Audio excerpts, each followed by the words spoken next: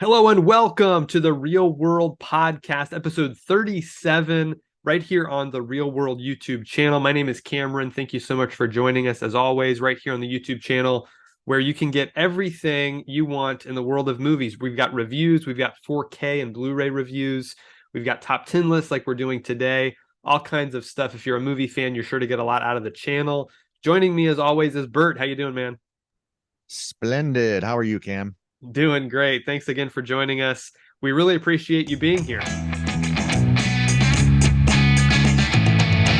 Okay, kicking things off today with some movie news as we usually do. There wasn't a ton that dropped this week, but I did want to cover some of the bigger stories out there. The first of which is Lord of the Rings is back. Apparently, Warner Brothers is in the process of developing new Lord of the Rings films. They haven't gotten into any great detail on what exactly these movies will be. Some think they're remakes. They never said they're remaking the trilogy. A few That's months wise. back, yeah, I agree. That's very wise. So, but a few months back remembered that they had actually already talked about doing some origin stories and spin-off films Hmm. regarding some of the specific characters, such as Aragorn, Gandalf, Gollum, Galadriel, and Eowyn. Hmm. So they could each get their own kind of movies in this franchise. I don't know if they'll go back further in history. I know the Rings of Power has kind of already done this with this new TV series Right. on Amazon, which takes place, I don't know, a couple hundred years before even the Hobbit movies take place. So I don't know if they'll tie in with that show. I don't know if they'll go further into the future after Return of the King, maybe. I don't know. So we'll have to just kind of wait and see. I heard that Peter Jackson may be involved. Hmm. So that would be nice to see. He's obviously kind of the visionary director behind those movies. They got such a specific style, and that's what everyone associates Middle Earth with now. So I'm curious to see what they'll end up doing there with that. Any thoughts on this, Bert? Are there other books other than The Hobbit and then the trilogy? Well, Tolkien had a lot of appendices, which they used to kind of Okay. flesh out the Hobbit films, because Oh. that Hmm. really should have just been one movie. It's a Yeah. fairly short book, but they really expanded upon Right. it by using Yeah. all of his kind of ancillary material. Yeah. And Rings of Power is kind of doing that too.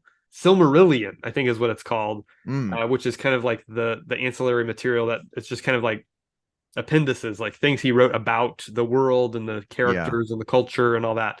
So I'm guessing they'll draw from that because apparently that's quite lengthy. And so yeah, we'll have to see. There's no specific story though, so that's what's Yeah. interesting about it. They can kind of make up their own Okay. story. Yeah. I mean, the thing is, a lot of the characters in the movies from 20 plus years ago now were played by older actors. So it might be interesting to see like a younger Gandalf or something like that. Yeah, uh, you know, right. g- give it to one of these really good up and coming filmmakers and see what they can do with it. Maybe could I there could be something to it. Yeah. Yeah, I totally agree. I think they just need to get the right talent involved and get someone who has a vision and has a story they want to Yeah. tell and Right. jump in with it because yeah, it's a rich universe they can explore further. All right, moving on to another piece of news out of Marvel. They announced a new casting announcement. An actor named Steven Yeun has been cast in Thunderbolts. A lot of people know him Hmm. from the recent Nope film. He was Oh. the Asian American actor who played Jupe Okay. in that Right. film. Right. And so he's going to have what they call a major role in the MCU moving forward. So Hmm. it won't Okay. just be for this one movie, Thunderbolts. It'll be moving forward into, I'm guessing the next Avengers movies and things like that. So Yeah. curious to see who it is. I have no inkling of who it might be, but I'm Hmm. curious to see him in there because I do enjoy him as an actor. Yeah. He was good. Nope. Yep, for sure. To our next story, which is Guillermo del Toro's next film is lined up. It is officially The Buried Giant. This will be his next stop motion animated film, Oh. much like Okay. his Pinocchio on Netflix. This is based on a novel by a guy named Ishiguro. Follows the story of an elderly couple living in a fictional post-Arthurian England in which no one is able to retain long-term memories. So it's kind of Hmm. tied into the King Arthur story, Okay. And it's, it sounds interesting though. I've never heard of it before. Yeah. But look, Del Toro, he's one of my Yeah. favorites, so I'm Right. always up I know for you like him whatever a he's lot. got in store. Right. So yeah, I'm curious. See what they do with it. Yeah. Next up is a cool piece of news that I heard about. Was really excited. I didn't expect this to happen because I don't know if it has ever happened. Netflix is dropping a commentary. Actually, they already dropped it a couple days ago for Glass Onion.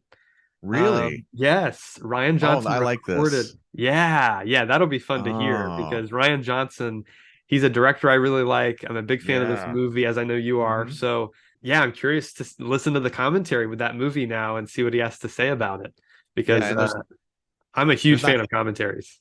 oh yeah, me too, me too. Yeah. And I was just thinking logistically, like there's not alternate well, there are alternate audio tracks. So I wonder if they're gonna do it that way or just you play a separate movie that includes the commentary. But I guess they Yeah. could just have it be like you can I would think can you switch languages if in the middle of Yes. a Netflix movie? So they'll probably just do it that way, just like they would for a disc. That's my guess. That's my Yeah. guess. Okay. Yeah, Yeah. exactly. Huh. Yeah. So Yeah, I'm that's I'm great looking. news though. I like that. Yeah, I'm looking forward. I hope they do it more because, like I said, I don't Yeah. think they've ever done it before that I know of. Um, Right. Well, they're smart because they're more about what they're bringing to streaming. I mean, some of their movies don't even make it to physical disc, right? right. And so, for maybe a smaller percentage of us that love that stuff, Sure. that's great news, because Yeah. otherwise we might never get those kind of things for some of these movies that clearly are very, very good coming out of Netflix. Yeah, I agree completely. I think that streaming services are going to have to start doing more of that to Yeah. get physical media guys like us to stay Hmm. subscribed because Right. typically they don't really have much behind the scenes footage or commentaries or Exactly. things like that. And I know Disney Plus has kind of stepped up and done that. They've got behind the scenes stuff for a lot of their movies and Hmm. even deleted scenes you can find on Disney Plus as well. So yeah, it's cool to Yeah. hear that Netflix is getting in on some of that. Nice. Because yeah, like I said, I'm a big fan of directors' commentaries. I remember Yeah, me one of too. the one of the first ones I listened to was I think for Iron Man 2. John Okay. Favreau did one and I enjoyed it. So yeah, I've enjoyed many of those and look forward to listening to that one as well. One of the best ones is Ocean's 11 because Oh, Brad Pitt's like constantly like hacking on George Clooney and stuff throughout it. Like less talking about the movie and more just like, hurling insults at each other is pretty funny. But that's those are great. really fun too. It's something unique to disc until now. Yes, exactly. Yeah, definitely. So, yep, exciting stuff. Couple of other things I just wanted to mention were movie anniversaries celebrated. The first one I want to talk about is Army of Darkness. This is Oh, celebrating its yeah. 30th anniversary this year, Wow. and really excited because this is one of my favorite movies. It's tied in with the Good Evil one. Dead trilogy. Uh-huh. It's the third and final chapter of that trilogy, and yeah, I just have a blast with it. I've Yeah. got this is the Shout Factory Blu-ray. It's a 3-disc version, and so it's got 3 different cuts of the film. It's got the theatrical version, the director's cut, and the international cut, packed full of bonus features. A really, really fun movie from Yeah, I Sam picked that up Raimi. recently, Oh, and the one I have has at least 3 versions. And I had to go online and say, okay, which one am I going to watch here? Because I'm probably not going to watch all 3 just to pick out the little differences in between. right, exactly. Yeah, there are websites that do that though. They like Yeah, compare each version, which is pretty thankfully neat. they've got more time for that than I do. Right, exactly. And then the other one also celebrating 30th anniversary is El Mariachi. This Oh yeah, is from Robert Rodriguez, his first movie, this independent film, part of the Mexico trilogy that he has there. Really fun movie. And there's a book also, Rebel Without a Crew, which you can read. It's really yeah, interesting, fascinating how he made that cool. first film and kind of became a force in Hollywood. I mean, he's directed some big movies and Yeah, it all yes, started yeah. there. So just wanted to mention those two because I'm a big fan of those films. All right, folks. Well, that's it for movie news. Not a ton this week, but we wanted to cover those stories. But now it's time to jump into the main topic. We've got a lot of movies to cover here. We're covering my top 10 of 2022 as well as Bert's top 10 of 2022. And kicking us off, we wanted to start with some honorable mentions because there were so many movies that came out this year, many of which I enjoyed. I thought this was a really good year for movies in general. Yeah. And so I wanted to discuss a few of these that aren't going to be in the main topic, but First of all, Doctor Strange and the Multiverse of Madness.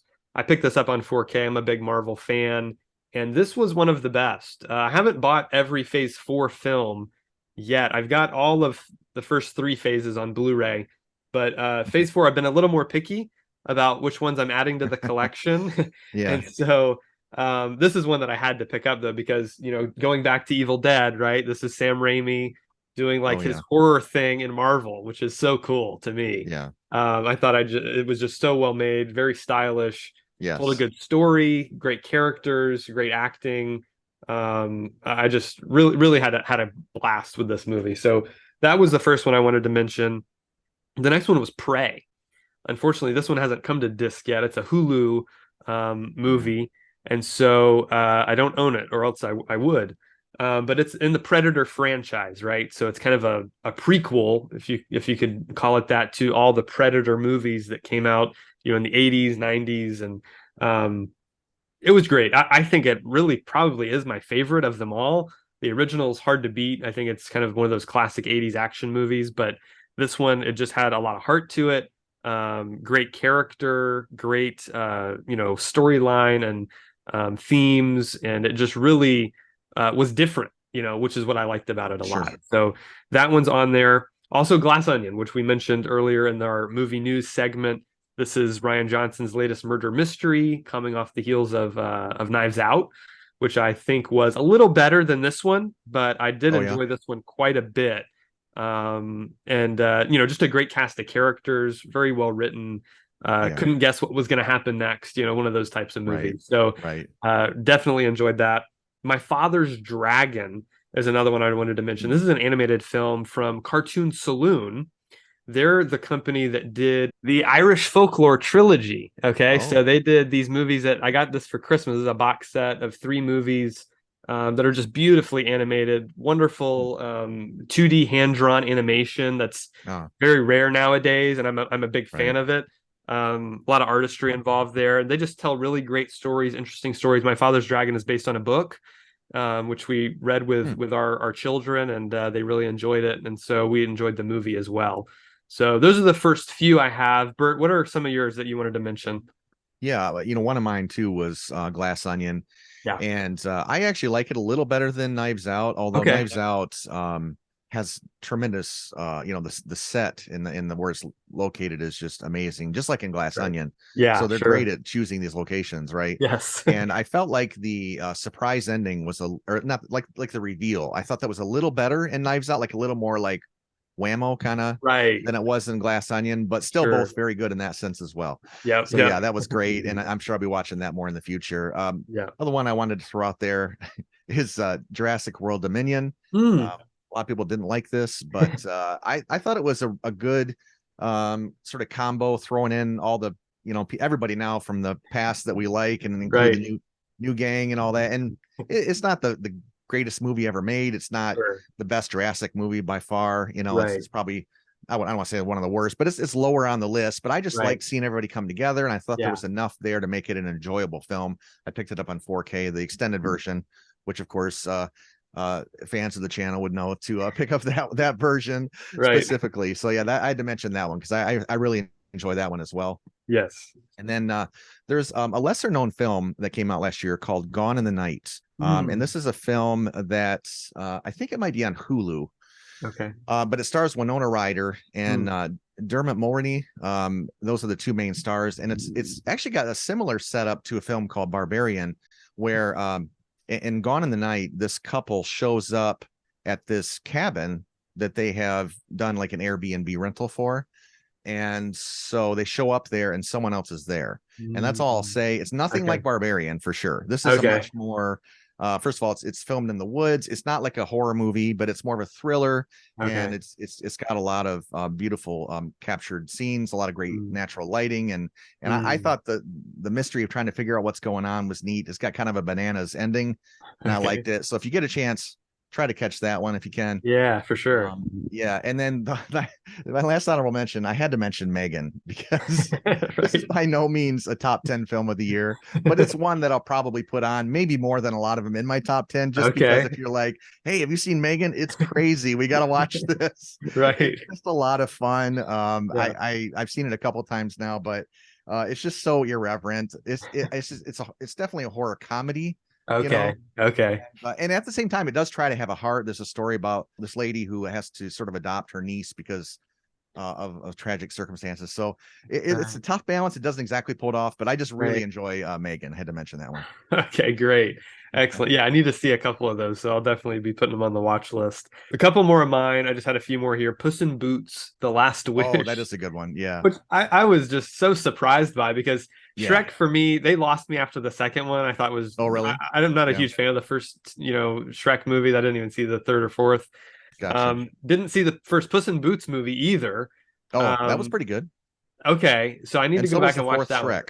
The stinker is Shrek 3, Okay, gotcha. Okay, in my cool. opinion. Okay, gotcha. So I just had to watch it though because it had such a good buzz around it. Yeah. I Yeah. watched some of the little bit of the trailer and it looked really interesting. So Yeah. threw it on and just had a great time with it. Yeah. Really Yeah. well animated, great story, voice cast, just all of it. I thought it surprised me. It was one of the biggest surprises Right. of the year for sure. Right. Also, 13 Lives. This one from Ron Yeah. Howard. Yep. Man, he's just one of the best directors. Mhm. He's we've talked about he's kind of the master of the true story, Yeah. bringing that to life, and he did a great job with it here as well. So Yeah. that's Yeah. definitely Definitely. worth watching. And then the last two I'll mention, we're really close. These easily could have been in the top 10, but Top Gun Maverick, which I think Mhm. is great, one of the best of the year for sure. Just incredible, aerial sequences, and the story Yeah. they told was really emotional, and just all of it worked. And then Avatar: The Way of Water was Ah. really good. James Cameron coming back to that world after, I don't know, 2 decades almost. It was like Yeah. Yeah. such a long wait, but he did a Right. great job. He pulled it off. He told a good story. The Mhm. effects are, incredible. It's just all in the computer, which is so weird, but Yeah. yeah, it feels so real. So yeah, those two were the last two I had to mention there. Okay.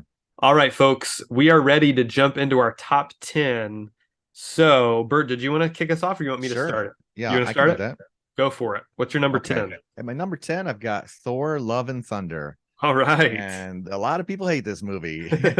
And I'm more of the camp of like, if you liked Ragnarok, this is probably even sillier. But it looks great. I have a great time when I laugh out loud so much when I'm watching this movie.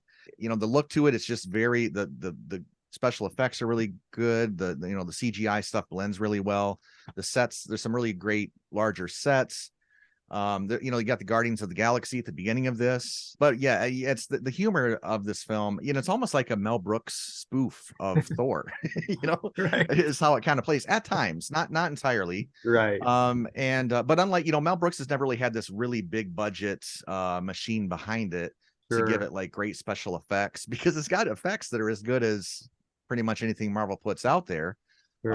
And so and then like just one example of the crazy humor, like the he's got his Stormbreaker axe or whatever it is, Yeah. and so suddenly it's like this disembodied thing that's like jealous of the hammer, Right. and then there's that whole thing that goes on, and it's so ludicrous. And Yeah. I think it's acted well. Like I've read a lot of criticisms like, oh, that none of the jokes are funny, that they didn't even deliver any of the lines funny. Okay, I mean, yeah, if you're not laughing at it, then this is not the Right. movie for you. Sure.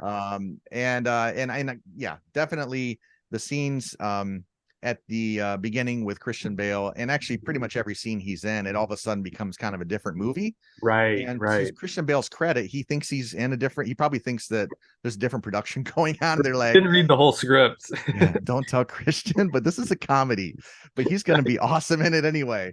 So it's got some problems, but I really enjoy this film. I will say on my second viewing, it did slide further up my top 10 to land at 10, because previously I had it probably more like 6. Okay, gotcha. Okay, yeah, that's one that, yeah, I'm more on the negative side of. We've talked about it a little bit in our Yeah, Marvel right. ranking. It ranked Yep. pretty low, but yeah, I think it's just the Yeah. tonal balance for me felt off. Sure. Yeah. But I definitely got some laughs out of it. I think there are Yeah. some really cool visuals. Uh-huh.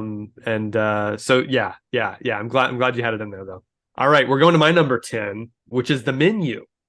So The Menu, Oh yeah. I Yeah. think we're interesting. Our top tens we're kind of split on because I feel like The Menu, it's sort of a dark comedy, right? So it's like doing comedy in a very different way instead of the kind of ridiculous, silly Yeah. store stuff. Like Sure. this Yep. is kind of like it's got this very uneasy tone.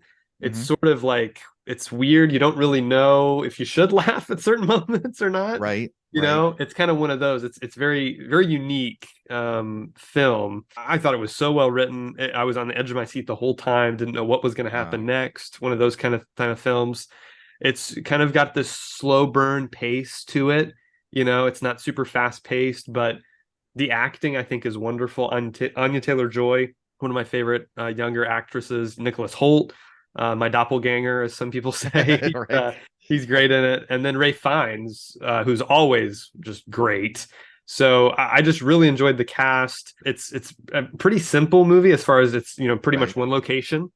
You know, Yeah. Yeah. not any kind of fancy camera work or anything going on here, but it's just kind of just a solid movie all around. I think there's some pretty good music here, and I just like the whole theme of it's kind of dealing with art, the way that art is subjective, the way that Sure. critics criticize art. Artists try to make something perfect and they can never achieve that. The ending, spoiler alert, I'll do a brief spoiler for the ending here, but the cheeseburger and kind of what it represents of the chef kind of harkening back to a simpler time when things weren't so crazy, and returning to kind of the happiness and the pleasure of cooking and that kind of thing. I like how the characters connected in that way. The wealthy are kind of punished, the pretentious kind of critics and all these people that are there, that he's there to kind of punish for what they've done to him and to the industry at large. But yeah, and I like Anya Taylor-Joy's character is kind of all about how logic, persistence, courage, honesty, and passion are more important than money or status or anything like that. So I kind of like the message of the movie. It's kind of got Yeah. some layers to it. It's interesting, and I just again we had a great time watching this. So that's why Menu ended up at number 10. Yeah, I'm at 1.5 stars. I didn't hate it. It was shot well. Yeah. So it looked good. I just felt like it was missing something. Okay. And I just didn't find myself laughing. Like I had trouble kind of figuring out what they were trying to go for. Right. Right. So, it's sometimes on a second viewing, I'm like, okay, it's this kind of movie, kind of like with the Batman you and I briefly talked Yeah. about recently, where on Right. the second viewing, I was able to kind of reset my expectations. And it could be Yes. that kind of thing. The acting was good, there were things Uh-huh. about it I liked. Uh-huh. But yeah, it just didn't click with me, at least on the first viewing. I gotcha. Yeah, it is one of those movies that I think it would be difficult to totally judge on one viewing because it is such a Uh different kind of film, yeah, that yeah. going in you don't know what to expect, and it ends up being something maybe different from what you're thinking. So Mhm. yeah, but good. So go on to your number 9. What you got? I've got The Adam Project, the Netflix Okay. film. Yeah. Yeah. And this is a just a fun time travel film that doesn't try to be too much, for the most part. Ryan Reynolds tries to deviate a little bit from what he's been doing mostly in the past, which is his Deadpool routine, and we do get a lot of that. Sure. There's pretty much constant humor, sarcastic kind of humor, Yeah. and the spoilers again, but the Right. kid that plays the younger version of himself does a great job of mimicking Ryan Reynolds and sort of his sarcastic talking back kind of humor, Right. which really helps sell it. Yeah. And what really helps with this film is that there are actually some tender moments. You can definitely see Jennifer Garner does a really good job acting here, and her struggles with raising a teen under difficult circumstances. I think the best scene in the movie is not a comedy scene. It's where she goes to this bar just to blow off some steam or whatever, and meets this guy who's her son, Ryan Reynolds. Again, spoilers. And that could have been played for laughs. I mean, I was totally expecting it to turn into something where it was like some kind of awkwardly inappropriate, like we've seen this in movies before, right? Like Right. Back to the Future, like where the mom was like hits on the son or something. Yeah. I was expecting that, and instead it's a really touching scene, like a very touching scene. Yeah. So it's good that we get that kind of stuff. It probably overreaches a little bit on the action and effects, But I really enjoy the film. Mark Ruffalo and Jennifer Garner, it's great to see them back together again for some scenes. So I have a lot of fun with it. So I had to put that in my top 10. It did slide back slightly on my second rewatch. Gotcha. Yeah, that's one I want to rewatch because I did enjoy it. And it's Sean Levy who did Night at the Museum, Real Hmm. Steel, and some other movies I really like. So yeah, I was glad to see him behind the camera again. I thought he did a good job. Performances are all good. Like you said, yeah, the young kid, I think his name's Walter Scobell. Hmm. He Yeah. is just really impressive in that movie. What he's doing, emulating Ryan Reynolds. I'm sure he's seems like he's watched Deadpool many times. So, but Right. yeah, it was Right. cool to see Reynolds branch out a little because he does do his Deadpool shtick a lot. And so, I Mhm. think that was cool to see. And yeah, definitely had some good heartfelt moments in there. That was a lot of fun. Yeah. All right, my number nine is The Woman King. Mm. So this is a movie that it came out and it's kind of a fictionalized historical epic. Is kind of how I would word it. It was very much inspired by Braveheart. The filmmaker said I've watched a few interviews with the director and producers. It's really well done. I mean, it's Viola Davis. We all know what a great actress she is, and she leads this cast very well, very effectively. Great performance. The young actress Thuso Mbedu. I don't think she's ever acted before, but she gave another great performance Yeah. here. Yeah. Just the whole cast is great. Lashana Lynch, John Boyega, really good. It's just kind of a real raw kind of story about this time in history and this place, what these people went through. It's got great production design. Costumes are great. Yes. Makeup and hairstyling is all incredible. Great battle choreography. I feel like it's realistic but slightly heightened, slightly stylized to make it interesting and make it fun to watch. But it can get pretty brutal at times as well. So I thought all in all, this was just a really solid film that told a great story, very emotional. It's a lot about hope and love and sacrifice and all these kind of big themes. But yeah, just very, very impressive filmmaking on every level with The Woman King. Well, my number 8 is The Woman King, so I'm going to Oh, continue great. Okay, a little cool. bit here.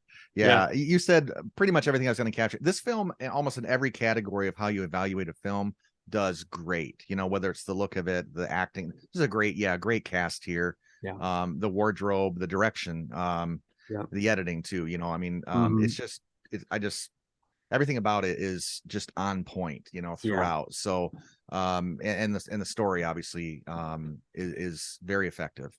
Right. And then one little comment too on the side is that I think it's a PG-13 film. It Yeah. shows the brutality of these battles without being too gory, so some Right. people may be turned off by that. Personally, I find it a little easier to digest because they definitely get the point across without Yeah. being ultra realistic. So that's Yep. actually more preferable to me. Not that I'm always looking for watered down stuff, because Sure. sometimes especially with some other facets, whether language or other things, sometimes I'd rather just have people like say what they're going to say than sugarcoat it and that kind of Right. thing. But in this instance, it just worked really well for me, and it's Yeah. just there's basically nothing wrong with this film. It's just wonderfully made. So Yep. that's my Yep. number 8. Totally agree. Yeah, great one. So we'll move on to my number eight, which is All Quiet on the Western Front. So uh, it's kind of in a similar vein, a war film. yeah, yeah, It's one that it obviously is covering World War One, so it's a different yeah. era. What is interesting about this movie is it's a foreign film. It was a German production made in Germany, German cast and crew. Wow. So it's kind of the Germans telling their own story from their point of view, Yeah, and yeah. it's really you go on this journey with this character, right? I mean, Mhm. he's at the beginning of the film, he's a German citizen, young man who is kind of you see him being indoctrinated basically into this whole kind of Yeah, war culture and how great it is to be a soldier and all this stuff. And he finds out that's not reality. It's a very very harsh film that about this despair and the vanity of war and all these things that yeah. are so clear when you study history. But the film is it looks magnificent. The Yeah. cinematography by James Friend is really, really good. Yeah. Lighting, camera movement, all that. A lot of long takes here and things like that that they're doing that are pretty impressive. Production design is excellent. There's very authentic costuming here. Great performances all around. The battle scenes are intense, as they should be. Really great editing as well. You know, the choices of the opening shots to just quiet character moments. All of it was just really, really solid, really well done. And so yeah, that one was one that was very impactful on me after I watched it. I kind of just had to sit there for a second and take it in. It was a lot. So yeah, that's my number 8. And it's a good pick. And that's kind of the movie I was thinking about when I was just talking about Woman King. Right. And the thing is, it's so good, it's so effective that it's tough to watch. I've seen half of it. I do want to Okay. watch the rest. Yeah. Goodness, they're so good at making war films feel like you're really there, and Yeah. it gets a lot. Like I can't remember how long the movie was, but after a good hour or so, it's like, wow, you almost have to take a break. Yeah, I You know? know. Yeah, exactly. Yeah, I know what you mean for sure. Okay, well, that was my number 8. Bert, what's your number 7? My number 7 is Don't Worry, Darling. All right. This is a unnerving thriller that has things that you're not expecting in other crossover genres. Let's just put it that way. Try to keep it spoiler free, but Yeah. it stars Florence Pugh and Harry Styles. And I don't know if I've seen either of these actors in much of anything. I think Harry Styles was in the war movie that Nolan made. Was that him? Dunkirk. Yeah, Yeah. he had a small role in that. Yeah. Right. But they give just award-worthy performances here. It's set in the 60s, and it essentially it just kind of follows this couple and things that happen in relation to them and his job. And it's just I rewatched this again recently, and it moved up my list because this thing is just really tense. It's unnerving. It's got some slight scary moments too. Sure. And it's one of those that keeps you guessing the whole time. But really what got me on the second viewing is just the chemistry between these two. And Mhm. the poster, I think, shows the two of them like in a close embrace, and they Mhm. really nail it, though. I mean, they really sell these roles. It's got some big surprises. With about half an hour left in the film, they sort of tell you what's going on, because the whole time you're trying to figure out what's happening to these people and why are strange things happening. Right. And it did occur to me that the sort of first big reveal is a lot like The Village, with one of their Mm. big surprises. So Right. that is interesting. But even though it's kind of like that, I'm not disappointed at all. And then, of course, by the time you get to the end and you figure out everything that's going on, it really takes a twist. I think this movie's gotten a lot of hate because people feel it goes off the deep end by the end. I kind of liked it because I wasn't expecting it. Sure. So there's a lot of different genres going on here, but Right. I just feel like it's just very it succeeds very well at keeping you on the edge of your seat, and really draws you in with these performances that the actors give. Chris Pine is good too, as his boss, I guess you could say. Right. And so, without giving too much away, it's one that just holds up on repeat viewings, and I really like the feel of it. It looks great too. They really nail like the 60s look, Yeah. some great uses of color. Not a lot of comedy in this one, but yeah, it's effective enough to where like I said, I had to move it up on my list because it's just that convincing with the performances. Yeah, so this is a good pick. I enjoyed this one. I didn't enjoy it as much as you did. I think that you're right about the performances. They're pretty much across the board great, especially the leads. So yeah, that element of it was good. It definitely has a great visual style. Some of the cinematography is excellent. Really good stuff there. I think when it comes to the twist, I was a little turned off by it, I guess you could say. Uh-huh. I'm not sure. I feel like looking back at the movie after it's over, you Hmm. kind of think like if you think too much about it doesn't really work for me. There's certain elements that I'm like, just logistically, how would that work? How would that come about? How would this work? That things like that. So Yeah, I think this has just been done better elsewhere, basically, is sure. what I would say. Matrix, Truman Show, it has those elements to it, right? And Yeah, for so sure. Yeah. I just feel like this is not on the level of some of those. Right, sure. I get you there, for sure. Yeah, and I will say on the second viewing, it's very rewarding to kind of watch and look for the clues. It's one of those kind of things. Okay. And despite that, I still thoroughly enjoyed it on the second viewing as well.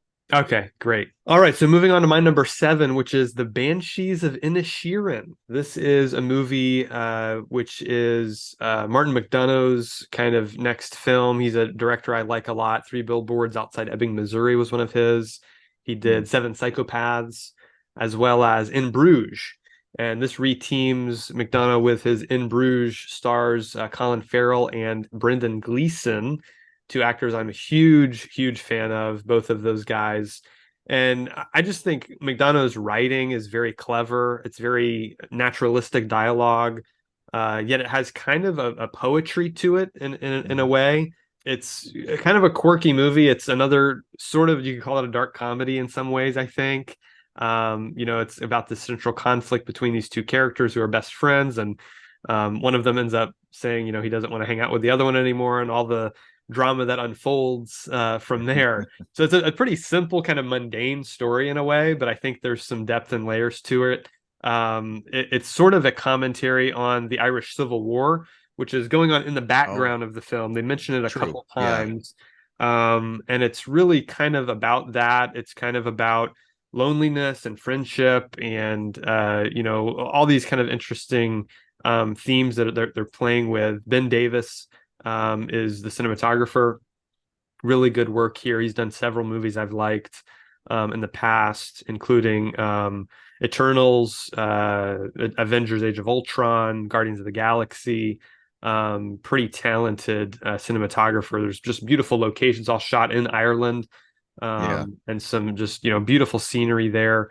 I mentioned Farrell and Gleason; they're wonderful in their roles. Carrie Condon is also great. She plays the sister of Colin Farrell's character. Really enjoyed her work in the film, as well as Barry Keoghan, who is a young actor I really like, young Irish actor, and he did a great job in his role as well. That role, I thought he really elevated it. Just great music here, kind of traditional, kind of folky Irish music that I like a lot. And the kind of, the theme of the movie is that Brendan Gleeson's character is struggling with is it better to be despised while you're alive and remembered when you're dead, or kind while you're alive but forgotten when you're dead? And so Hmm. it's kind of that whole idea of legacy. He's kind of struggling with his mortality and the legacy he wants to leave behind and that kind of thing. He wants to be remembered, wants to matter, his life to matter. He feels like it doesn't matter. And so just dealing with themes that I think anyone can relate to, and just really enjoyed it. I thought it was well paced and just splendidly acted. I mean, the performances and again, I would say the writing are kind of the main reasons I like this one. And I just didn't get it. Right. There's some really good things to this. There's some great cinematography. That it's Hmm. very clearly shot in Ireland. I mean, Right. and that's on full display, and I appreciated that. I Yeah. like kind of the gloomy look of it at times. Hmm. There's some good sets, some good acting. Right. But I just didn't for some reason find the story compelling at all. Mm. I found it surprising that it was all centered around sort of this premise that he no longer wants to be around his friend, and the reason why just and I get that there's other layers behind it, but Sure. it just wasn't doing anything for me. So I might have been a bit harsh on it when I watched it the Right. first time, but I'm going, I Sure. can't believe that's all this movie's about. Right. So, and Sure. I'm in the minority on this one. This one is pretty Yeah. highly reviewed, and I think Yeah. part of that is the acting. The acting's really good Yeah. in it. Right.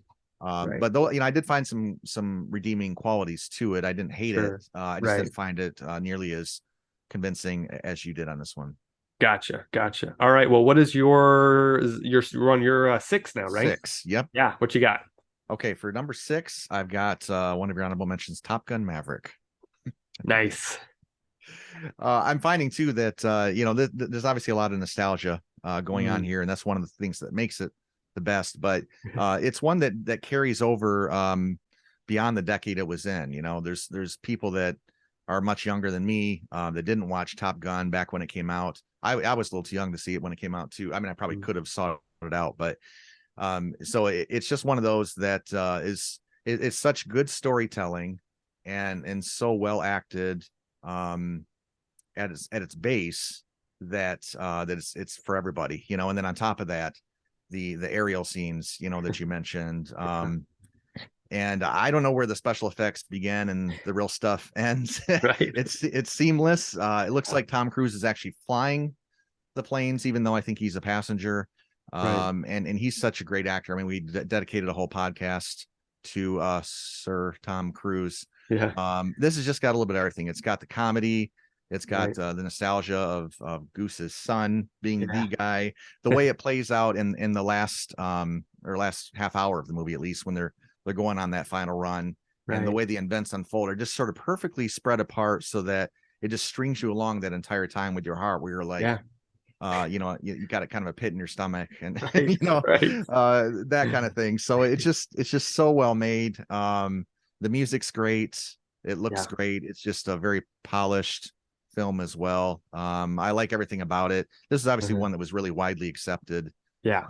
Most everybody loved this film. It's kind of a no-brainer, but yeah, I've got that at my number 6.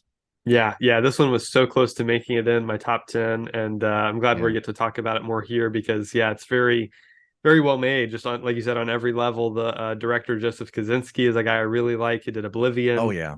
Hmm. Tron Legacy. You know, he's a director. Oh, Only the Brave is another one that he did that I like, that's Ah, not talked about a lot.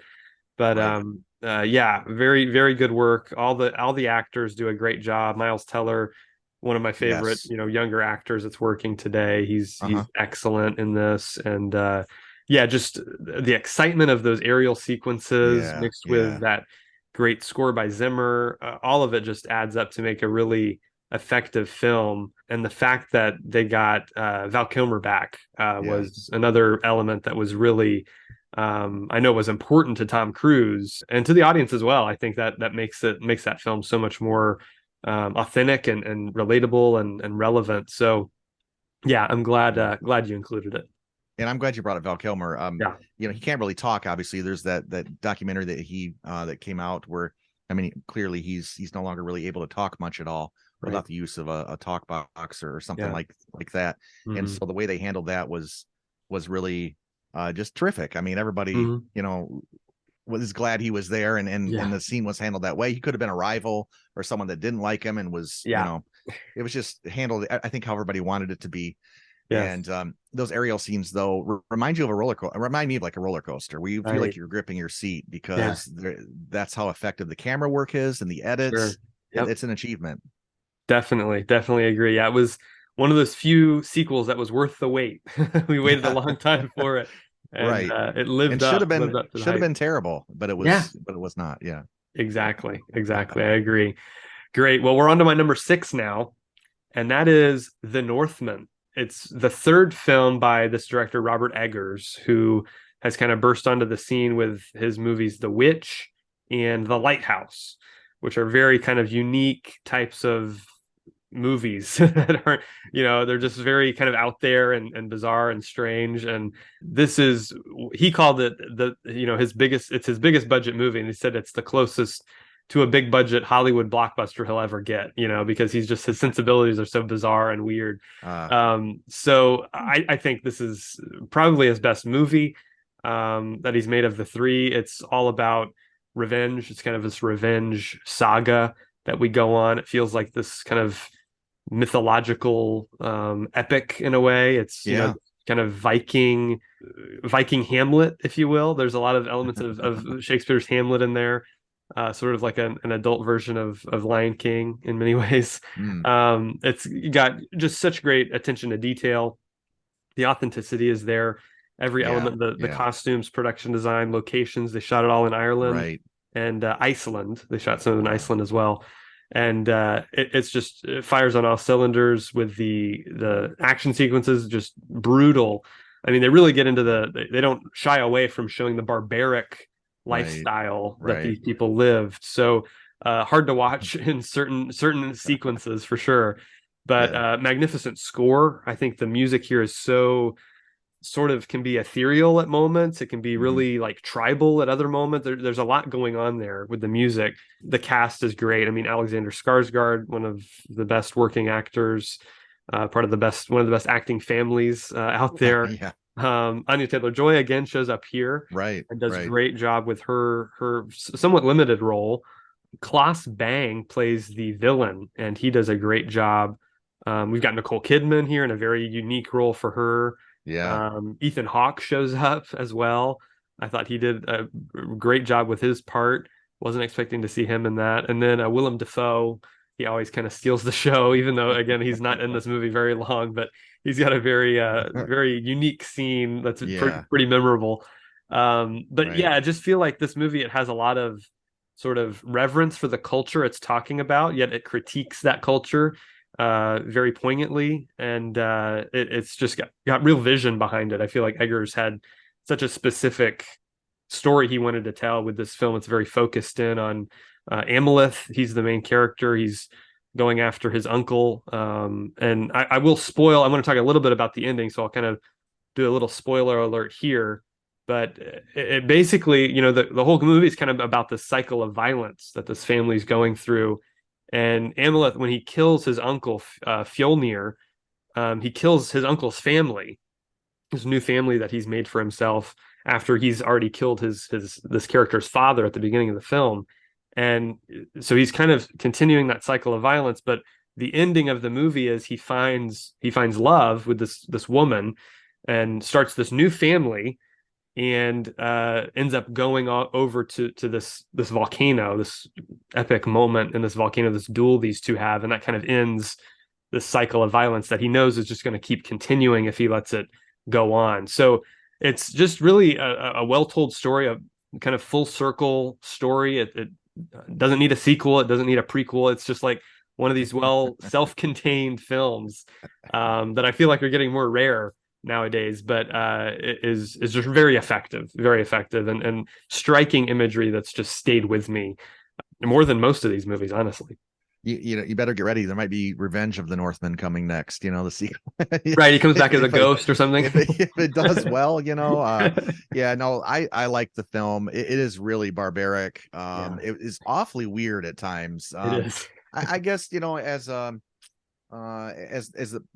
the presentation is given to us, it's not. I didn't love everything about it, Sure.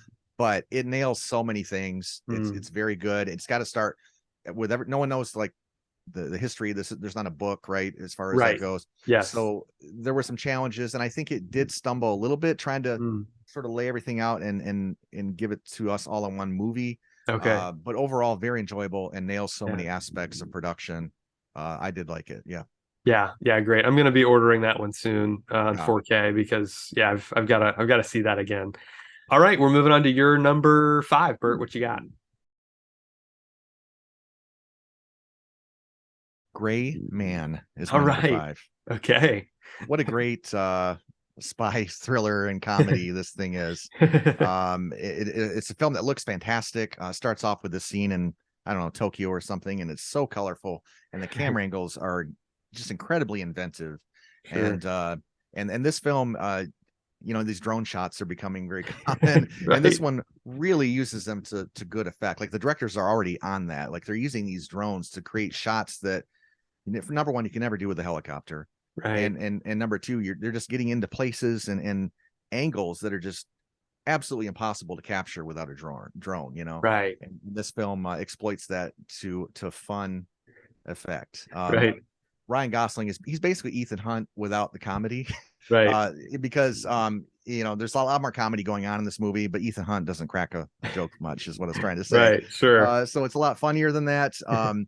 I also like that there's a lot of combat in this hand-to-hand combat kind of stuff going on, Yeah. and you can really see the fighting. It's lit well. Mhm. There's not all this editing that chops it up like a lot of movies choose to do, so you can't tell if they're really punching or what's going on. I Right. love the fact that it's just all there on display. There's some really good martial arts in this film. Mm. The action is just terrific. The CGI is really good. I think we mentioned this when we talked about it one time before. At the trail end of that trolley chase scene is kind of literally goes off the rails a little bit there, but Right. otherwise the CGI holds up really well too and supports it. Chris, what's his name? Evans. Evans. Yeah. He must have had a ball playing this part. Right. So snide and terrible, Yeah, the opposite of Cap. human. Yeah, opposite of Cap, and then also still has like funny lines too. Right. It's different than a lot of the other ones that have come out, but I think it's one of the best in this spy thriller comedy genre that we've gotten. Gotcha. Gotcha. Yeah. I had a pretty good time with this one. I wasn't as crazy about it as you were. We reviewed this when it first came out last year. Yeah. And, I think it kind of lost me on some of the comedy. It just felt a little off. Like they Oh, were okay. trying to go darker and then they would throw in a joke. And so, again, tone for me was a little wonky in certain parts. I enjoyed most of the performances. I think they didn't give Ana de Armas nearly enough to do. She's kind of Right. just there in the background, Yeah. unfortunately, for a lot of it. But yeah, Yeah. Evans is having a ball. Gosling's always great, whatever he's Yeah. doing. And a lot of the action I did enjoy. Yeah, other than those, there's a few sequences where it goes a little over the top in certain aspects of it. But yeah, I had a pretty good time watching The Gray Man. Nice. All right, on to my number five. I've got it right here on 4K. It's Nope. Yep. So Nope, man, I had such a great time watching this in the theater. The first Jordan Peele movie I've seen in the theater. I've got all of his other films, Get Out and Us, now on disc, and so I was excited to watch it. The trailers had me very intrigued. Didn't know what this was going to be, Right. Right. and just came out of it just kind of dumbfounded by what I Yeah. had experienced. It's such a unique film. It's another third time film. It's Jordan Peele's third movie, and he's three for three. All three of his Yeah. movies, I think they've Exactly. just knocked that out of the park. So Hmm. it's a movie that it's as usual. It has this kind of social commentary. It's interesting because it's really a sort of spectacular sci-fi horror film, which is about the danger of spectacle and how we can kind of give ourselves over to it and do things for trying to achieve it that are maybe unethical. So it's kind of a big budget Hollywood blockbuster which critiques the film industry in many ways. It's Peele's, I think it's his most challenging film. It was, I'm sure, his most challenging to make. I'm sure it was Yeah. also, Yeah. just challenging for the actors and everyone involved, but everyone just does a great job. Steven Yeun, who we mentioned earlier, has such a unique role because he's kind of this former child actor who's dealing with this traumatic event that ties into the main story in a kind of shocking way. Daniel Kaluuya playing a very stoic character. I know a lot of people weren't crazy about his performance because it's not Oh, one of really? these typical kind of like big bombastic, roles that you kind of associate with a kind of alien invasion movie. Sure. But his opposite is his sister, Kiki Palmer, who is the Right. very kind of boisterous, charismatic character here. Exactly. So I like Yeah. the dichotomy between those two characters. I thought it worked Sure. really well. Yeah. Brandon Perea is a actor I haven't seen in anything, but he was one of the standout roles as Angel. He did a great job with his part. Michael Wincott is another standout. He plays a cinematographer here, trying to capture this Oh, event. right. Yeah. And man, he's excellent.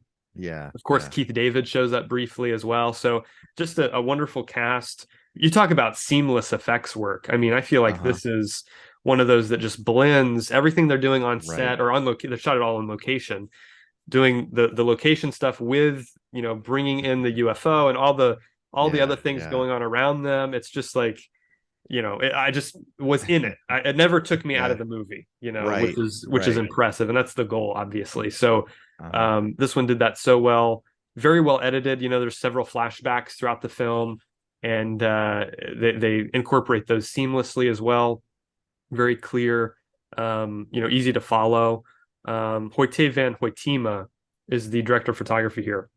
Oh. He worked with Nolan on Dunkirk, Oh. Uh-huh. and Tenet as well.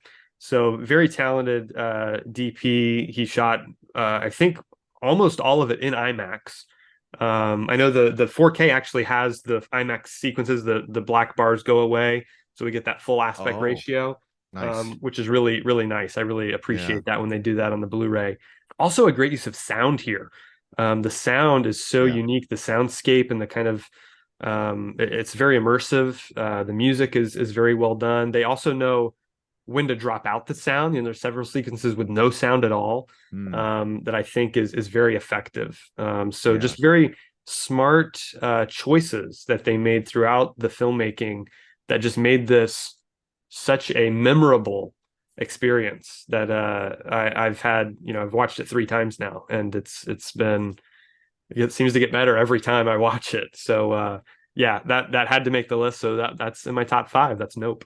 That's a good one. Yeah, I liked it a lot. I wanted to rewatch it. I didn't get a chance to yet, but yeah, thoroughly enjoyed it. It wasn't exactly what I was expecting. I Yeah. felt like it took a little bit to get going. Sure. But once it got moving, it would take you on quite a ride. So I did like Nope. Yeah. Right. Great. Awesome. All right, we're on to your number 4, Bert. What is it? Okay, so I alluded to this film before, but Barbarian is my number 4. Wow. Nice. And this is a horror film. Yep. Instantly became one of my favorite horror films of all time. This is the other one I was talking about where they show up. It's an Airbnb kind of thing. In this case, Georgina Campbell plays this character. She's going for a job interview in Detroit, and apparently she picked the cheapest Airbnb rental out there because it's in a bad part of Detroit. Yeah. And she shows up and knocks on the door, and there's someone else played by the amazing Bill Skarsgård. He's Right. already there, so he's like, "Come on in," and seems ill-advised, but she does it. And then I really don't want to say anything else about the plot. Yeah. Right. Things don't go great, Yeah. and there are moments where it's about as scary as horror movies get, but it's really it's a slow burn. I didn't mind the runtime at all. It's a small cast. There's only a handful of people in this entire film. But I thought it was just very effective. I just think it is just the kind of horror movie that I like, which is a very simple premise that just sort of unspools deliciously, Yeah. Yeah, that's a great way to put it. Yeah, that's exactly what this movie does. It really the setup is interesting, you're kind of like, okay, you kind of think where it's going, right? That's kind of the thing about it. And then you just have no idea what they have in store for you. I mean, it is such a wild ride. Yeah, I really enjoyed this too. The performances across the board. I feel like performances in horror films are so difficult to get right because you can overplay it very easily, or you can underplay it. These actors all really knocked it out of the park. Justin Long makes an appearance. I was just about to say, I'll just put it that way. Yeah, Justin. There's a point in the movie where it's like ratcheting up, and then it cuts to him, and it's like a totally different movie. And you're just like, what's going on? Right. I like that. I don't always like to be spoon-fed everything. I like creative editing as long as it makes sense in the long run. Exactly. And the way you get the backstory of what's going on in this house. I mean, everything that unfolds, the way it was all edited together and the way it was shot and written and everything. Zach Kreger directed this, and I think he wrote it or co-wrote it. Another one of these young up and coming guys that I'd never seen anything he'd done, but man, what a just incredible debut for a filmmaker.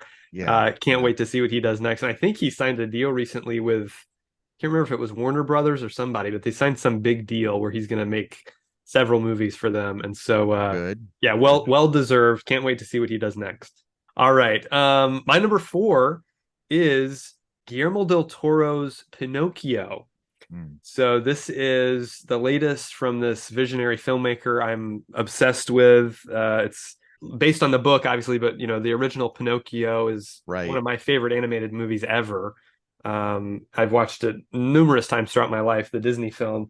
And so, this director comes in, he's done movies I've thoroughly enjoyed, like Hellboy, both Hellboy movies, which are great. This is, to me, Pinocchio is more in line with his earlier films like Devil's Backbone and Pan's Labyrinth. It kind of has that kind of vibe where it's like a young soul going through this kind of test phase of life where he's being challenged and learning all these important lessons and this kind of thing.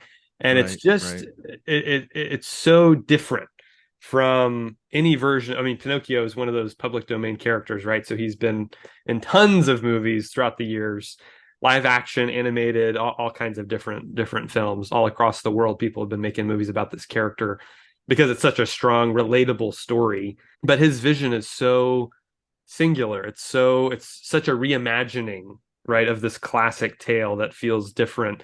It's stop motion, so it's painstakingly made. It took them 5 years to make Right. this movie. Right. It's just kind of the attention to detail and the kind of just stop motion. I used to kind of be turned off by it. I didn't grow up Oh yeah. watching a lot of stop motion films, Yeah. Yeah. and I've grown to just so enjoy it. It has that tangible quality to it that you just can't Sure. get in a computer generated or even hand drawn Right. film. Right. So just really enjoyed the craft behind this, the artistry involved. I feel like not a single moment is wasted, yet I was watching some behind the scenes, they intentionally animated mistakes. So there's a scene, for example, when Geppetto's son Carlo is walking into the workshop at the Okay. beginning of the movie. He walks in, opens the door, walks in, and then he has to turn around and walk back and shut the door and then come back. So you have to think about, I mean, someone had to animate this character Hmm. walking in, making this mistake of Yeah. forgetting to close the door and then going back and shut it. It just makes it so much more immersive, though, Yeah. Yeah. Um, Interesting. Interesting. yeah, so little details like that I really like. Very elegant camera work here. Hmm. Great score. The Alexandre Yeah. Desplat, who's done scores for many great films, but this is, I think, one of his best. It's very moving. There's several songs that the characters sing, so it is a musical in that way. And those I think are really well done as well. Voice talent here is off the charts. So we've got Gregory Mann, who's a young actor playing Pinocchio, does a fantastic job. David Bradley, some people will know from Harry Potter. He's got a small role there. He does a great job as Geppetto, playing a very emotional role there. A lot of different emotions going on with that character as he kind of it's kind of as much his story as it is Pinocchio's. We've got Finn Wolfhard of Stranger Things fame, playing Candlewick, who does a great job. Ewan McGregor, one of my favorite actors, he's playing Yeah. Sebastian J. Cricket in this movie, and he's doing a great job kind of narrating the story in a way. Right. Um, Kate Blanchett, a lot of people don't even know she's in this, but she plays the monkey Spazzatura, who actually doesn't even have any dialogue. I think there's one scene where they give her a couple of lines where she's like controlling some marionettes, but it's mostly Oh, just noises she's making. that's She funny. was That's funny. she was on the set of they were making the noir film A Nightmare Alley. She made that with Del Toro last year or 2 years ago, and so as he was making this Pinocchio movie at the same time, she said, "You've got to put me in this movie." He's like, "I've already got the whole thing cast. All I've got is a monkey." She's like, "I'll do it." So so That's she ended up great. playing the monkey, which is That's really fun. hilarious. Yeah. So um, Ron Perlman, constant collaborator with Del Hmm. Toro, is great in this. Christoph Waltz is really good.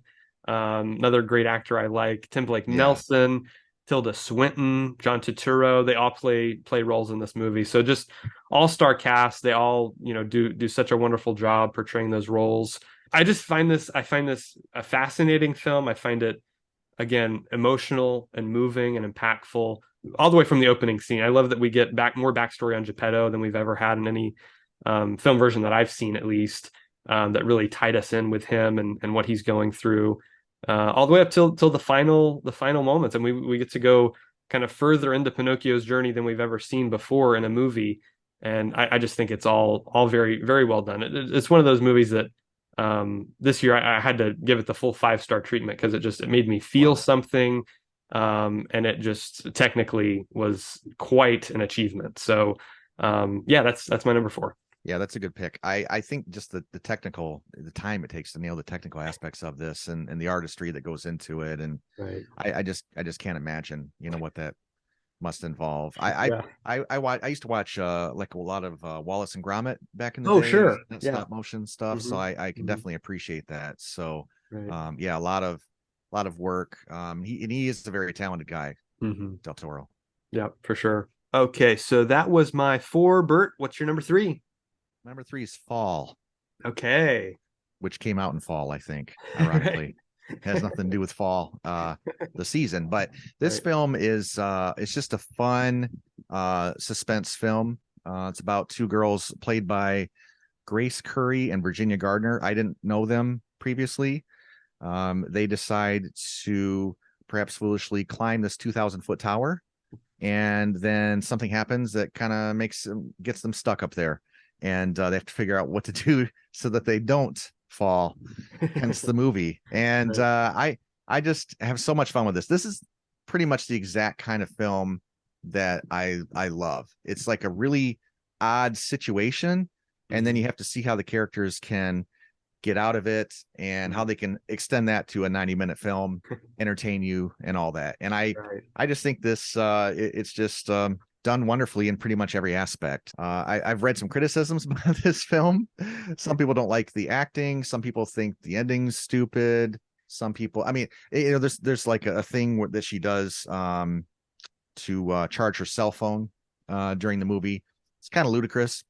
I didn't mind. Again, this is sort of just like your typical like popcorn munching kind of like fun movie for me, and it's exactly the kind of film that I gravitate toward. So that's a big reason why I put it so high. I thought the acting was terrific. Mm. These two ladies. I think there's times where if they weren't better actors, that the script would maybe falter quite a bit more. And there's even a couple moments where I'm like, they probably could have scripted that a little better. But I think they do terrifically with this.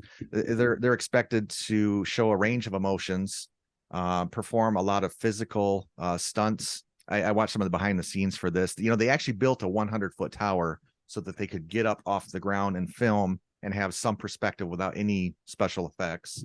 Wow. And then they battled some serious elements. They talked about extreme heat at times. There were thunderstorms, which means, I mean, you just can't. You're in a 100-foot tower with, when there's lightning, you're not going Made to of be filming metal. that day. Yeah. Right. If the winds were more than 20 miles an hour, 20, then OSHA would shut them down. A lot of times you can film out of order, which makes it easier, but they had to battle sunburn, so their skin tone had to match. They had windburn, they had injuries, they had swarms of flying insects. I mean, it's an achievement what they accomplished just shooting the thing. Yeah. I think the editing was really great because, I mean, if you just think of the camera angles that they had to capture way up in the air like that for one thing and piece it together for one thing, I just think the editing was terrific. And they basically did their own stunts. They were climbing for hours a day at times.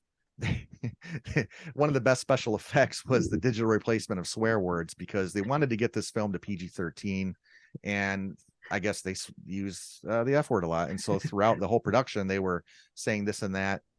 And then at first, when I was watching the behind the scenes, I thought, oh, did they like mouth a different word and I didn't notice?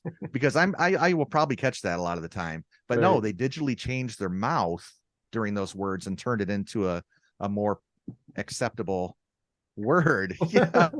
So I thought Interesting. all that stuff is fascinating to me. Yeah. It's one of these fun movies that I can watch over and over and I don't get tired of. I thought the Right. performance was really great. Yeah. So that's why I had to put it really high on my list. It was my favorite of the year.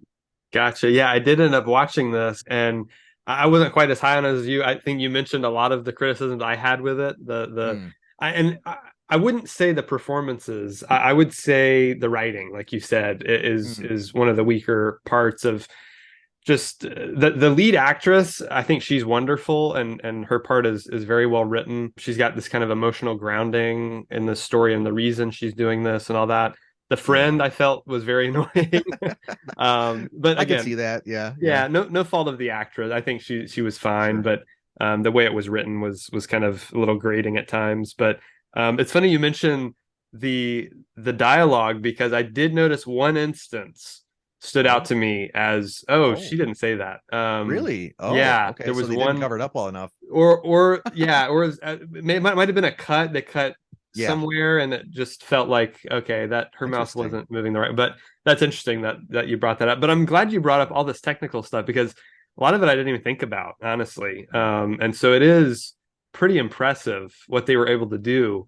Yeah, always for me, it's hard to getting characters into situations like that is always the challenge for a writer.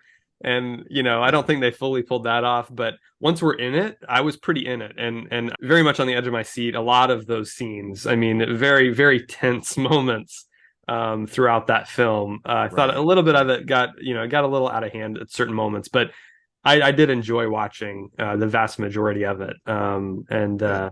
I liked Jeffrey Dean Morgan. I wish he had a bigger role, but Oh, right. he shows up Yeah. briefly at the beginning and end. So Yeah. yeah, Good. Yeah. And, but so, and some of the things that happen to them are a bit of a stretch, but the thing yeah, is, it's going to be a boring movie if they don't take some chances and build in some things that are a little convenient. You know what I good mean? Like, point. Right, so right. I it's agree. all I for the fun agree. of it, right? Sure, sure. Right. Exactly. Exactly. All right. Let's move on to my number three, which is RRR. We've discussed at length getting ready for our Reelys award show coming up in a couple weeks because this is a movie that you and I both greatly enjoyed. It's an Indian film from an Indian filmmaker, Indian cast. I'm learning a little bit about the Indian film industry. There's several different sects of it. Most people know about Oh, Bollywood, right? It's yeah. like Yeah. the Right. the Bollywood, like the musicals The and all that dancing. stuff. This is a Tollywood film. So they're a Oh, different kind of sect of the industry in India. There's all these competing sort of, it's kind of like, I guess, competing studios in a way.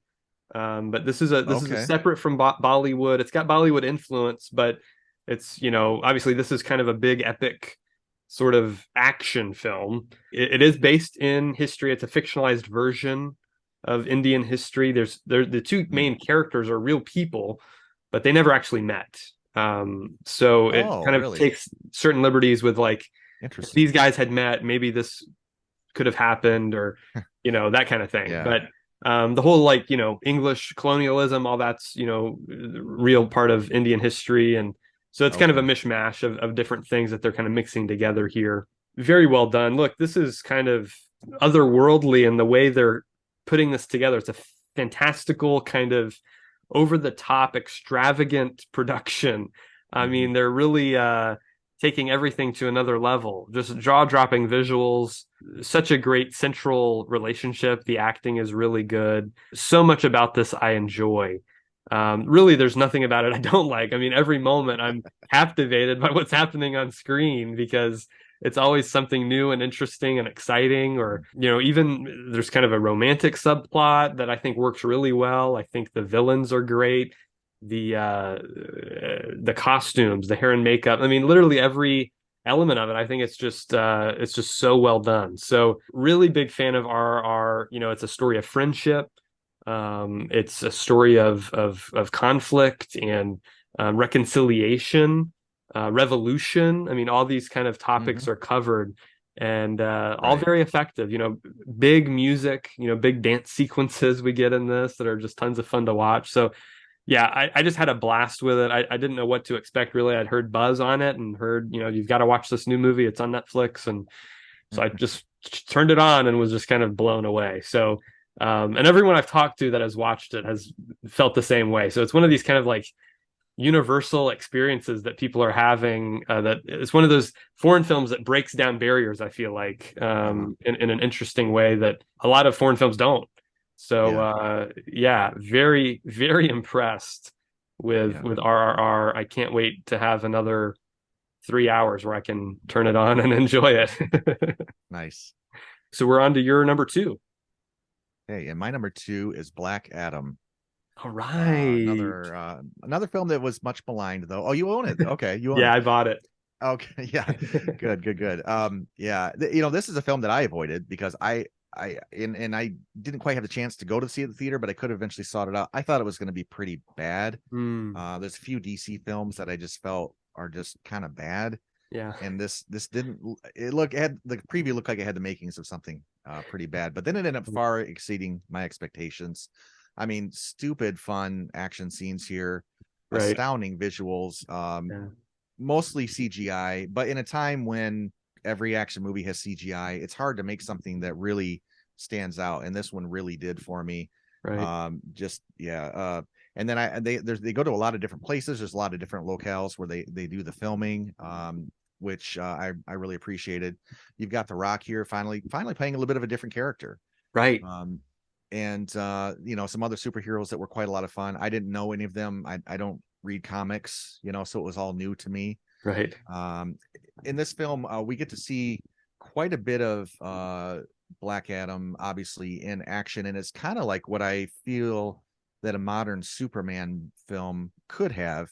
if it weren't more interested in spending time on character development and important things like that, like Zack Snyder did. I'm not trying to knock the very film I'm giving a number 2. I'm just saying that, Right. that we get to kind of finally see more of a display of what a Superman type could do. Yeah. So I really appreciated it for that. Right. I like how Black Adam himself is sort of unapologetically self-serving. He's kind of out for revenge, and there's a nice twist in the film, even where you find out a little more about why that is and who he is. That comes into play. These other people, this giant man, he's basically Drex Steel from Marvel, right? He was a lot of fun though. Tornado Girl was just okay, I guess. But really, it's Hawkman. I think Hawkman and Dr. Fate. Those guys really were terrific and had some great moments. The Dr. Fate, I guess, is the DC version of Doctor Strange, and Hawkman is the sidekick to Captain America. Am I thinking of the right one? Oh yeah, like Falcon, kind of. Yeah, Falcon. Thank you. Sure. Yeah. So it's we've kind of seen some of this stuff before, but it's done very well, and I thought there was some emotion involved, and you did care about the characters somewhat. It is a bit risky to have your main character be sort of an anti-hero, but I liked it. It worked for me. I felt it was different than a lot of other stuff we've seen, and so despite being really heavy on the CGI, Black Adam, I felt it was truly an accomplishment. And just again, visually, like even in the end credits of all things, there's this incredible visual background going on. I was just captivated. Maybe you shine a bright light, and I'm like turning and looking at it. I don't know, but this film to me, I was just really, really impressed with, and I've seen it twice. It held up pretty well the second time as well. Yeah, so obviously I enjoyed Black Adam. I own it, the 4K. I own all the DC movies, so I'm kind of a completionist when it comes to that. But yeah, getting to see, I mean, as a comic book fan, growing up with these characters, seeing them on screen is always so much fun for me. So I'm kind of a sucker for this type of stuff. The rewatch, it went a little down in my mind. I think for what you alluded to, lack of character development. I feel like we could have gotten a little bit more there, especially with the Justice Society characters. I feel like a lot of them were shortchanged or sidelined, which was unfortunate for me. But overall, their overall characterization was fairly good. Yeah, it comes down to story issues. What I have with this, I mean, like you said, it's an anti-hero character, right? So he's much more self-serving. He's kind of brutal in the way he doles out justice. But I feel like they didn't do a good enough job of showing that. I feel like he's kind of killing a lot of faceless goons, and he doesn't really, like, if he had killed a member of the Justice Society, if he had killed Dr. Fate or somebody like that, that would have really upped the stakes and shown us, okay, this character is not what we think he is. That's right? hard to come back from, though, if you do that. That's very true. That's very true. Yeah, exactly. It would be hard to redeem him at the end. I get what you're saying. You kind of have to frame it almost like they did with Civil War. Like, they're not really gonna take each other out, right? It's just to kind of set it up to create sort of a sense of, oh, he's against these people. right, exactly. And then the ultimate villain they end up facing together was, I thought, very weak. I thought that character was really a nothing character. He just kind of came out of nowhere, and he's kind of like, he's the big CGI bad guy we got to battle now, But look, a lot of the visuals, like you said, that's the highlight of this film, is the visuals, the effects work, the action sequences, just really fun to watch. I also think this has a great score. I think the music in this is really good. He's got some good themes in there for all the characters. So it's definitely one I have fun with. I just wouldn't put it up as a top tier comic book superhero movie. So yeah. Okay. All right. We are on to my number 2, staying in the DC realm. It is the Batman. So the Batman is the latest iteration of this character we've seen on screen, which we've seen numerous times, right? I mean, Batman has more movies than any other superhero. A lot of people were kind of over this. Weren't even giving it a chance, really, I feel like. But no, to me, this is the definitive Batman. This is my favorite on-screen version of the character. It's really the version that I've been wanting for a long time, because I grew up with the animated series. So in the animated series, he's really a detective, right? That's the side of the character that's brought to the forefront. I mean, even in DC Comics is Detective Comics. That's named after the first appearance of Batman. I never knew that.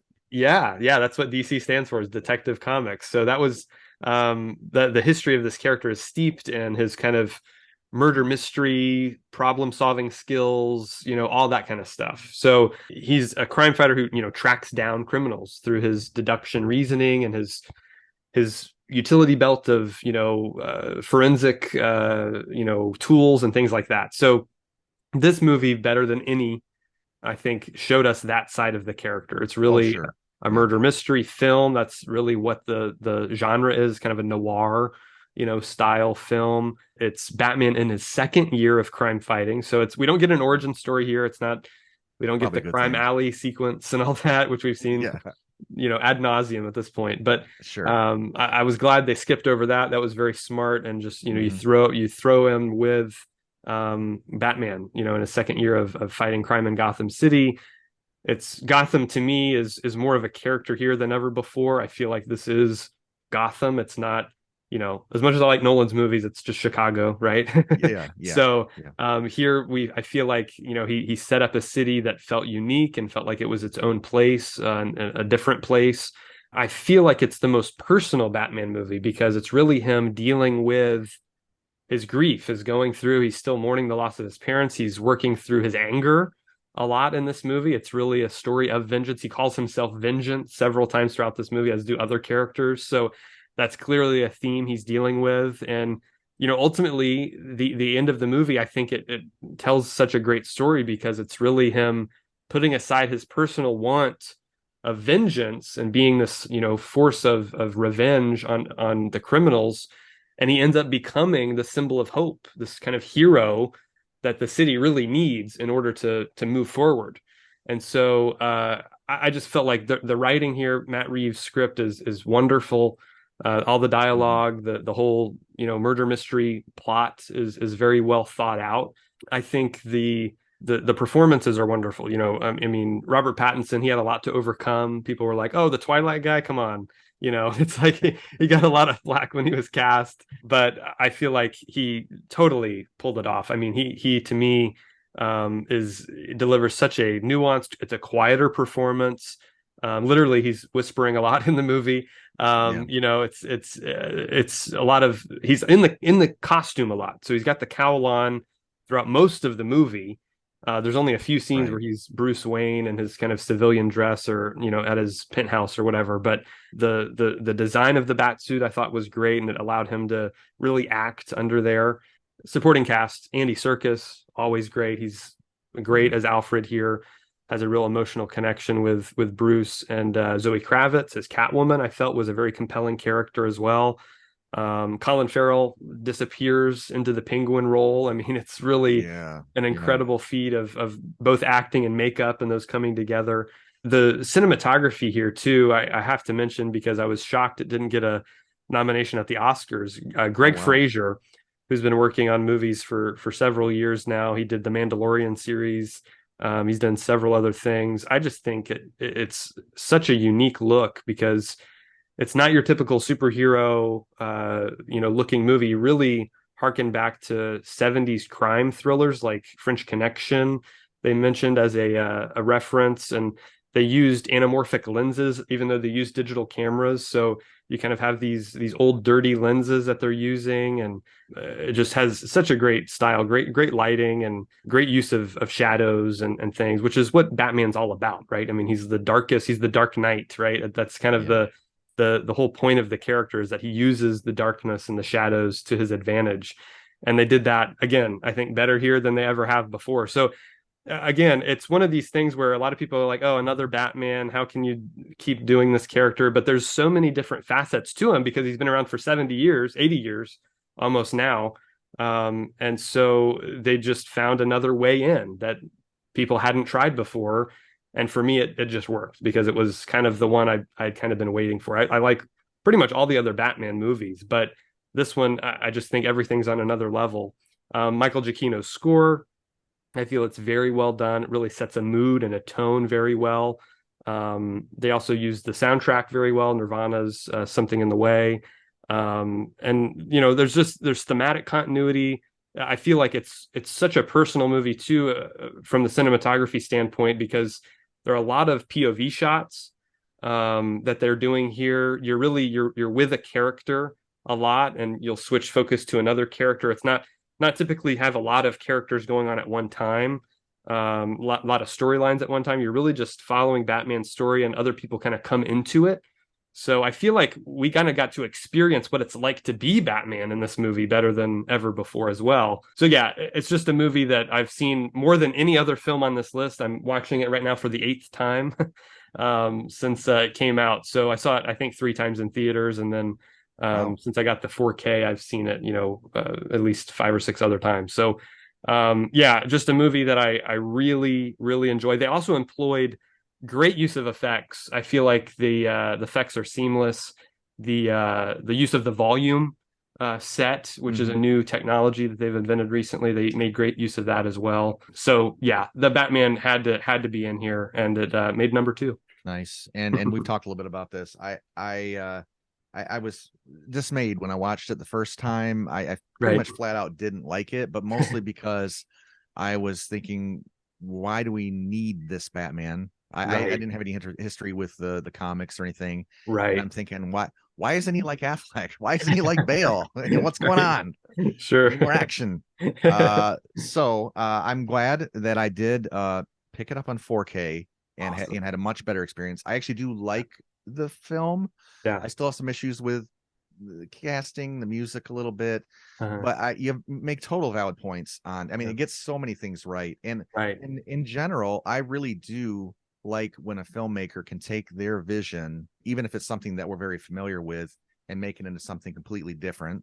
Right. So I appreciate that as well. So Yeah. it is a film I like. I'm coming around more on it for sure.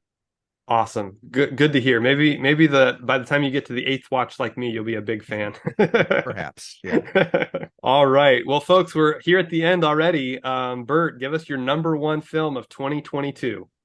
RRR is my number one Yes. film, and Nice. you mentioned some great things about it. Yeah.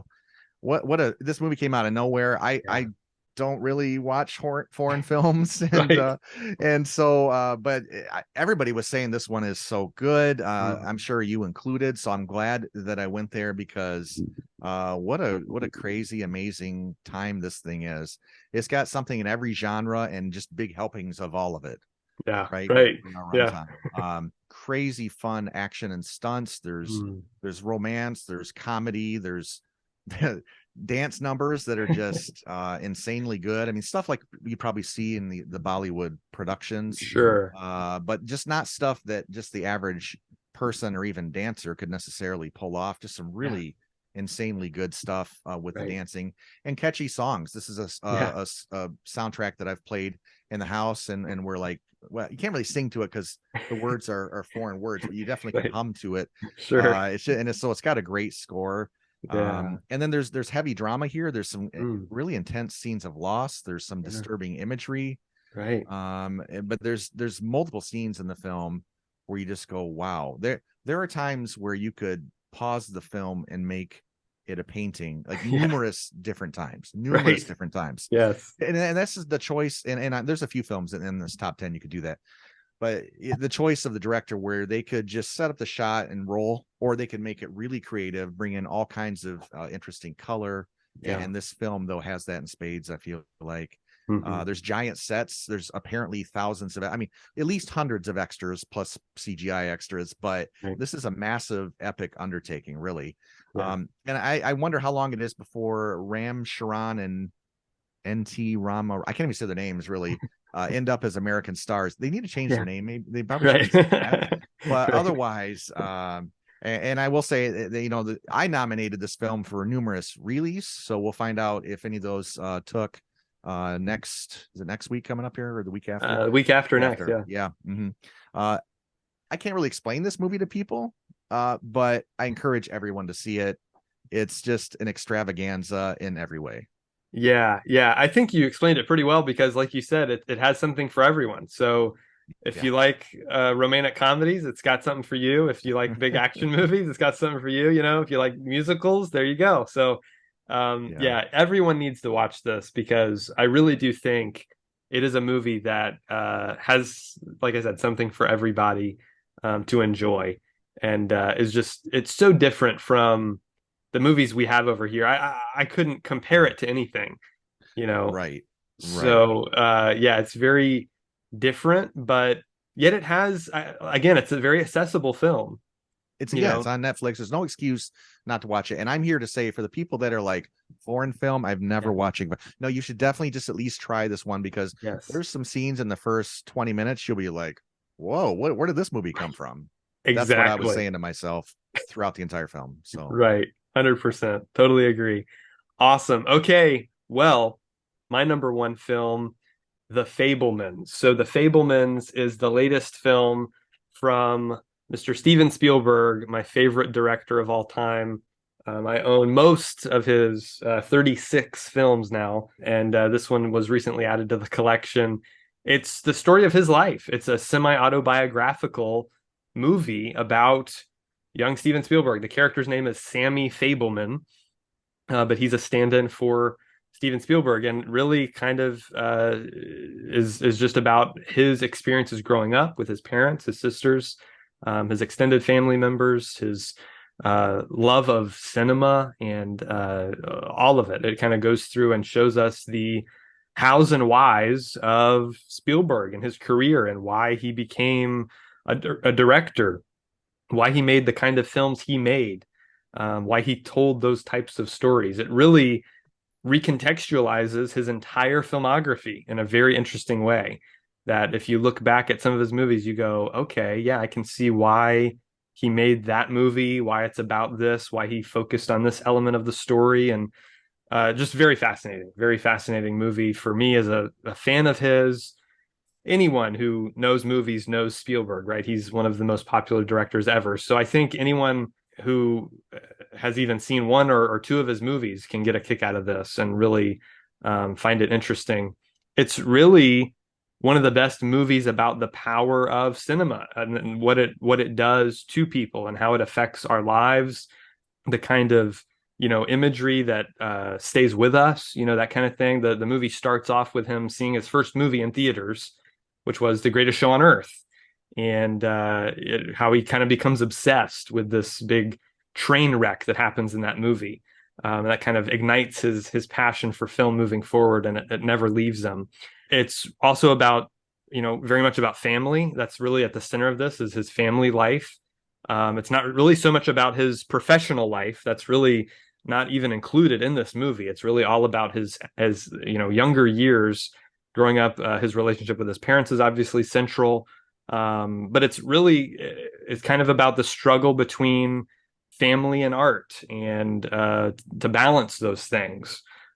His mother was an artist. She was a concert pianist, and very much a free spirit, very much a young at heart. And his father was pretty much the opposite. He was a scientist. He was a computer engineer back when computers were just starting off, and so he was very much the logical one. Maybe a little bit colder than his mother, the kind of warm-hearted mother that he had. But there's no villains here, really. I mean, it's very much he made this shortly after both of his parents had passed away, and so he was dealing with that, and he was kind of reckoning with his upbringing and the way they brought him up, and all these different elements. He was kind of coming to terms with all of this. This was a very therapeutic film for him to make, he said several times, and it's him at his most vulnerable. Obviously, he's kind of bearing his heart to the world in a way that is rather brave in many ways. So there's so much to unpack here. I mean, he's got a great cast. I think Michelle Williams stands out as in the mother role. Paul Dano, I thought, was another good cast as the father. Both are quite challenging parts to pull off, but I thought they did a good job. Seth Rogen has another great role here. Judd Hirsch shows up and has a great couple scenes that he's in. Really enjoyed those. But Gabriel LaBelle is the young Spielberg here, Sammy Fableman. He does such a great job. I haven't really seen him in anything, Mhm. but just great performance. Really takes you along the journey with him. You're very much rooting for him the whole way through. Cindy Tolan casted the film. She cast most of Spielberg's movies. Did a great job as usual. Tony Kushner co-wrote the screenplay with Spielberg, and he did a really good job writing these characters, writing the dialogue, figuring out, what elements of this life are we going to cover. I don't feel like it's too long. It's about 2.5 hours, but it didn't feel that long to me. It's also shot on film, 35 millimeter, which Spielberg favors. He's always said he'll be the last guy to shoot on film, even though digital's kind of started to take over slowly. There are also sequences shot in 8 millimeter and 16 millimeter as he's making these home movies, which is what he shot all of his home movies on. So he's kind of remaking those in that format. So you kind of get a different kind of look to the movie as you're watching it with those sequences. Janusz Kaminski shot it. He's, the constant collaborator of Spielberg since Schindler's List, and does a great job. The lighting here is just so wonderful. Yeah. Michael Kahn edited the film. He's been editing most of Spielberg's movies, I think, since Raiders of the Lost Ark. Rick Baker's production design. All these are collaborators with Spielberg that he trusts, and they're just the best in the business. So just the whole look of the movie is great. John Williams, of course, scoring here, does a really good job. The movie's just, it's full of emotion. It's really about chasing your dreams. It really just, again, it recontextualizes Spielberg and his life and his filmography. He kind of discovers throughout this movie how you can manipulate life through film and through editing. You see him editing with film a lot. I just feel like this movie's made for movie lovers. It's a testament to the power of film and how you can tell stories with it and how you can make people feel things. There's a great sequence where the bully of his school is kind of bullying him, and he ends up making this film about this bully and kind of makes people feel a certain way, and he confronts him about it. It's just a great scene, and just there's so many moments like that throughout that again just inform you on what type of person Spielberg is, where he came from. And so as a movie fanatic, this was a blind buy, by the way. I did not get to see this in theaters. It was in a limited run and I didn't get to go see it, so I just went to the store and bought it in hopes that it would be another good Spielberg movie, and I was not disappointed, thankfully. So that's why it's my number one. It's not only my favorite director, but it's him kind of, again, showing us his life, how he got to where he is today. And so, yeah, Fabelmans, that's my number one movie of 2022. Yeah, you make some very good points about the film. I don't know where I went off track on this one. I didn't enjoy it as much. I felt like I wanted more of the aspects of his professional life. I think that's what I was looking for. Like if they were gonna go there, I would have rather have seen that. So then, as far as the story that was told, for some reason, it just didn't resonate as much with me. The acting's good. Janusz is terrific with the lighting. There's a lot of good achievements in that sense. Certainly, there's no complaints there. But this one, I don't know why, but it just didn't really land with me. I wasn't feeling it.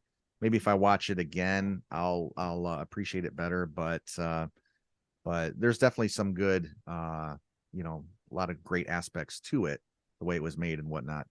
Right, sure. And I had known a lot about Spielberg and his life already, so I kind of knew what to expect, I think, going in. So yeah, it's another one where probably expectations played into it quite a bit. But yeah, because at the beginning he's making films, and I thought, oh, this is going to be really good. We're going to get to see him rise and get all the way to Hollywood. How he made Jaws and how he made right. Right. I love that kind of stuff. Sure. And so I think part of it was just the little bit of disappointment that it didn't turn into that kind of film, and they sort of veer completely away from that.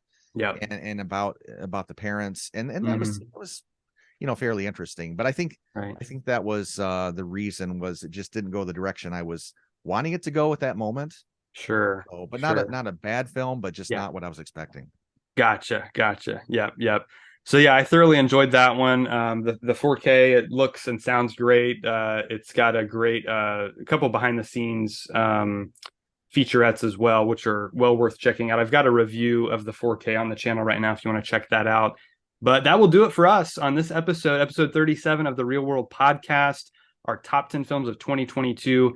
Give us your list in the comments below. We want to see those. Also, stay tuned for the Reelies. Those are coming up, like we said, in just a couple weeks. Our very own award show. We're going to record it on the same day as the Oscars, so it'll be out just a couple days after the Oscars air. So kind of our own answer to that big prestigious award show. Should be a lot of fun. Also, make sure you like the video, hit that subscribe button, hit the bell so you get notified of all our videos here at The Real World. And we will see you next time. Thanks, Bert, again for joining me on this endeavor. Yeah, absolutely. 2022 was a good year in film. I agree. All right. Thanks again, everybody, for being here. We'll see you next time right here on The Real World.